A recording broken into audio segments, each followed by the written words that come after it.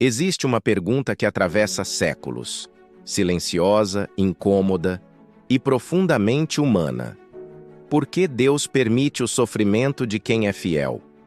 A história de Jó começa com perfeição.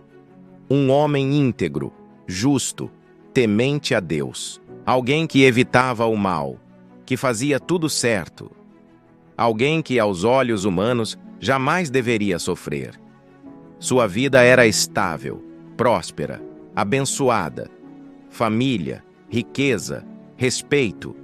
Tudo parecia alinhado com a promessa de uma vida justa diante de Deus. Mas então, sem aviso, tudo desmorona. Em questão de momentos, Jó perde sua riqueza, seus bens, seus servos. Como se não bastasse, a tragédia atinge o que há de mais precioso, seus próprios filhos. E por fim, seu corpo é tomado por dores intensas, feridas que não cicatrizam, sofrimento constante.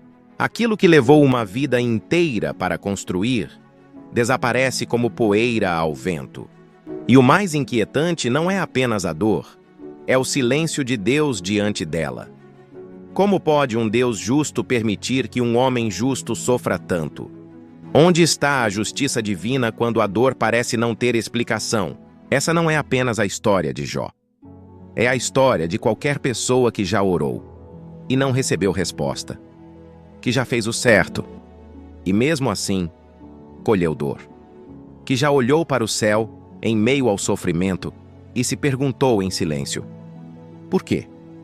Mas o que poucos percebem é que por trás dessa dor aparente existe um cenário invisível sendo desenhado, algo que os olhos humanos não conseguem enxergar ainda. Um propósito oculto, uma prova silenciosa, uma verdade que começa no céu, antes de se manifestar na terra. E é exatamente aqui que tudo muda. Porque no próximo momento dessa história, você vai descobrir o que realmente estava em jogo nos céus. E porque o sofrimento de Jó tinha um significado muito mais profundo do que qualquer um poderia imaginar. O que Jó não podia ver era que sua história já havia começado antes mesmo da dor chegar. Nos céus, um diálogo silencioso e decisivo estava em andamento. Entre os filhos de Deus, surge uma presença inquietante, Satanás. E diante do próprio Deus, ele lança uma acusação que mudaria tudo. Será que Jó é fiel sem motivo? Essa pergunta não é apenas um questionamento. É um desafio direto à essência da fé humana. Satanás afirma que a fidelidade de Jó não é verdadeira, que ele só permanece justo porque é abençoado, porque tem proteção, riqueza, família. Em outras palavras, retire tudo e a fé desaparece. E então, algo surpreendente acontece. Deus permite, não por crueldade, não por abandono, mas por um propósito que ainda não pode ser compreendido. Como se o céu inteiro estivesse observando, aguardando uma resposta que apenas a vida de Jó poderia revelar. E assim, a primeira onda de perdas chega. Mensageiros surgem um após o outro, sem pausa, sem respiro. Cada notícia é pior que a anterior. Seus bens são levados, seus servos destruídos, sua estabilidade arrancada. E quando parece que não há mais nada a perder, vem o golpe final. Seus filhos se foram. O silêncio que segue não é comum. É pesado, cortante, quase insuportável. Mas é exatamente nesse ponto que algo inesperado acontece. Jó não amaldiçoa, não acusa, não se revolta. Em meio às cinzas da própria vida, ele se levanta e declara: o Senhor deu, o Senhor tomou. Bendito seja o nome do Senhor. Como alguém, em meio a tanta dor, ainda consegue adorar? Essa resposta começa a desafiar não apenas o acusador, mas toda a lógica humana. Mas ainda não acabou, porque mesmo após essa prova, algo ainda mais profundo está prestes a começar. E dessa vez, não será apenas ao redor dele, será dentro dele. Dessa vez, a prova não toca apenas o que Jó possui. Ela atinge quem ele é. Com a permissão divina ainda em curso, Satanás avança. Não há mais bens para tirar. Não há mais estruturas externas para destruir. Agora, o alvo é o próprio corpo de Jó. Feridas dolorosas surgem da cabeça aos pés. Uma dor constante, sem alívio, sem descanso. Cada movimento se torna um esforço, cada respiração um lembrete vivo do sofrimento. Dias e noites se confundem e o alívio nunca chega. E como se isso não bastasse, vem o isolamento. Aquele que antes era respeitado, agora é evitado. Aquele que aconselhava, agora é questionado. E no meio dessa dor física e emocional, surge uma voz inesperada, sua própria esposa. Amaldiçoa teu Deus e morre. Não é apenas desespero. É o limite humano sendo exposto. É o ponto onde muitos desistiriam, mas Jó permanece. Mesmo ferido, mesmo em silêncio, mesmo sem respostas. E então chegam seus amigos. À primeira vista, parecem trazer consolo. Sentam-se com ele em silêncio por dias. Compartilham da dor, mas quando finalmente falam, algo muda. As palavras que deveriam aliviar começam a pesar. Eles insistem em uma lógica rígida. Sofrimento é consequência de erro. Se há dor, houve falha. Se há perda, houve pecado oculto. E assim, o sofrimento de Jó ganha uma nova camada. Agora, além da dor física, existe a dor da acusação.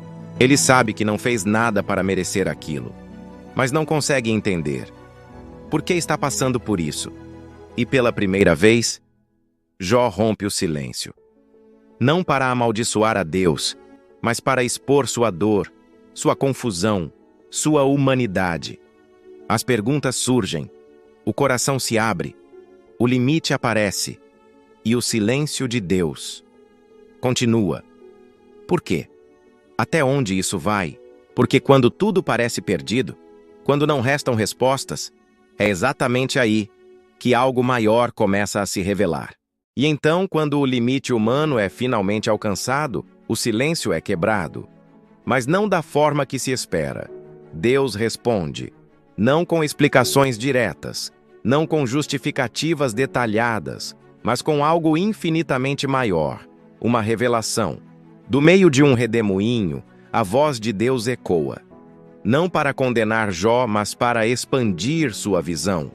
Ele não responde o porquê da dor.